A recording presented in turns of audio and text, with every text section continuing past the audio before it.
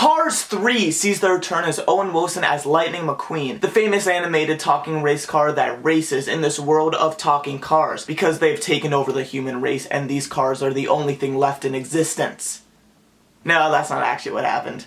Or is it? And after the presumably non-existent events of Cars 2, which I mean is good in the long run, Lightning McQueen is back to racing. He has his old crew by his side, and in this new movie, Lightning has to face the big question of should he retire because he is facing an older age. And at this time, there's a new wave of new upcoming race cars which have better technology than Lightning, and they're starting to beat him, and Lightning's starting to show his age. And after getting to an accident, Lightning decides to go in hiding, but then decides that he needs to show himself to the world, that age is irrelevant, and that Lightning can beat this younger generation, especially Jackson Storm, played by Armie Hammer. Now, I was never really a fan of the Cars series. I thought 1 was just okay as a kid, and I thought 2 was... We don't talk about Cars 2. I thought the first one was kind of slow and it never intrigued me as a kid. I think all the Cars movies out of the Pixar films are the worst, so I wasn't really necessarily excited for Cars 3, but the first trailer did intrigue me because it was giving itself a darker tone, which I was interested about. And does the movie serve up on that darker tone?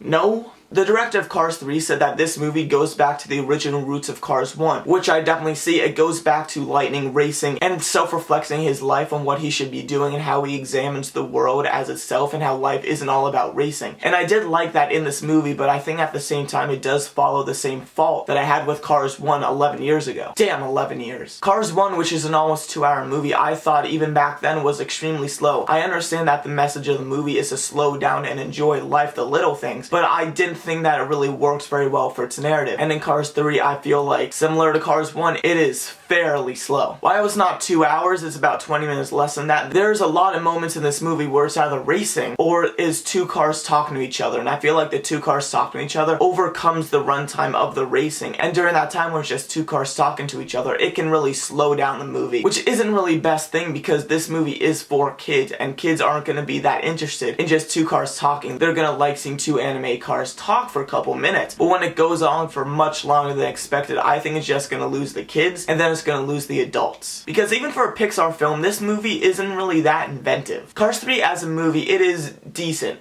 There's nothing really horrible about it, but there's nothing really great about it. But compared to Pixar films, which has had a way of telling unique, emotional, and plot-driven stories, there's no really true emotion in this movie, so that brings it down on a Pixar level. And for the plot, there's no really inventive big twist that they have, unlike something in the third act of Monsters University or Inside Out or Toy Story 3. And while Cars 3 does have a nice third act twist, which I was completely not expecting, the rest of the movie is pretty basic. And just like the past 2 movies, while this is an anime movie, it feels like it's targeting kids more than it targets adults. And while that's fine for kids, it does feel like it's detaching itself from an audience that have to see this movie because someone has to take the kids. So it's kind of a negative for the adults. But that being said, Cars 3 is not a horrible movie whatsoever. Like every Pixar movie, Cars 3 has beautiful animation. Some of the B-roll footage of just settings looks realistic, kind of similar to The Good Dinosaur, and even though that the cars are cartoony, they still look extremely well detailed and beautiful. And I guess since Pixar learned from Cars 2, Mater, played by Larry the Cable Guy, barely in this movie,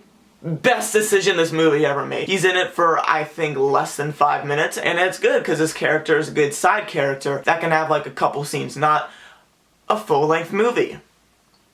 As a spy car. Yay. And as I said before, the third act does have a nice twist, which I completely was not expecting. And I thought it was kind of the Pixar element that this movie was missing. It just wasn't as strong as some other plots in other Pixar movies. But yeah, Cars 3 is by no means a horrible film. If anything, it may be my favorite of the Cars movies, which really isn't saying that much. It may be kind of slow and immature, but Cars 3 has beautiful animation, has learned from the previous movies, and I do think it has a nice twist in the end where it brings Lightning McQueen as its major protagonist. Cars 3 is nothing groundbreaking, but I can say that Cars 3 is a good movie. So that's Cars 3. Have you seen the movie? Have you not seen the movie? Whatever you think, you can put in the comments below, and maybe I'll read it, maybe I won't. Thank you as always for watching, and if you haven't, you can watch my last video right here, and you can watch this upcoming video over here. Click it. Thank you as always for watching. Hope to see you next time.